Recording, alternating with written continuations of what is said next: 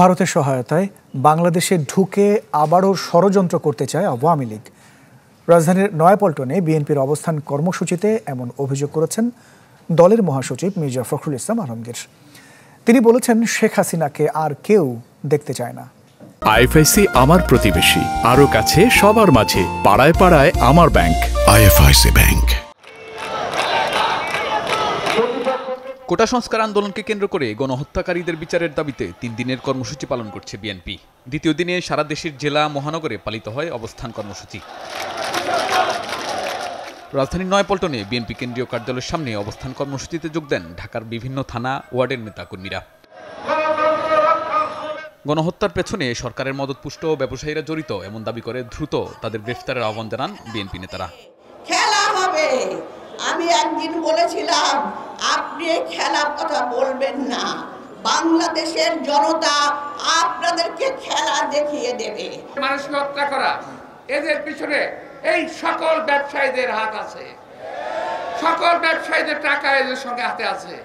সুতরাং বেছে বেছে দেখে দেখে ওদেরকে ব্যবস্থা করতে হবে। বিএনপি মহাসচিব বলেন, ভারতের সাহায্য নিয়ে বাংলাদেশে ঢুকে আওয়ামী লীগ আবার ষড়যন্ত্র করতে চায়। হুঁশিয়ারি দেন, ঝামেলা করলে কেউ টিকে থাকতে পারবে না। তাদের মূল কাণ্ড হচ্ছে ইচ্ছার্যে দেশে অস্থিতির সৃষ্টি করে আবার যদি ওই ভারতের সাহায্য নিয়ে ঢুকে পড়া যায় তাহলে হয়তো তারা রক্ষা পাবে। এই দেশের মানুষেরা কিভাবে জ্বলে উঠতে পারে, ফুঁসে উঠতে পারে, গর্জে উঠতে পারে, তখন কোন শক্তি তাদের কাছে দাঁড়াতে পারে না। গণহত্যাকারীদের আন্তর্জাতিক মানবতা বিরোধী আইনে বিচারের দাবি জানান মির্জা ফখরুল। আহ্বান জানান তারেক রহমানকে দেশে ফিরিয়ে আনার পাশাপাশি দলের সব নেতাকর্মীদের নামে মামলা প্রত্যাহারের।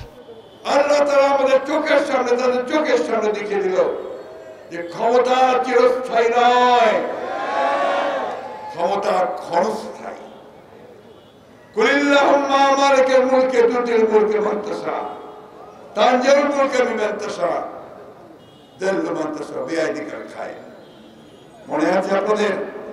আমি আমিরকে ফকির করতে পারি, ফকিরকে আমির করতে পারি, জীবিতকে মৃত করতে পারি, মৃতকে জীবিত করতে পারি। আমাকে তোমরা অস্বীকার করো।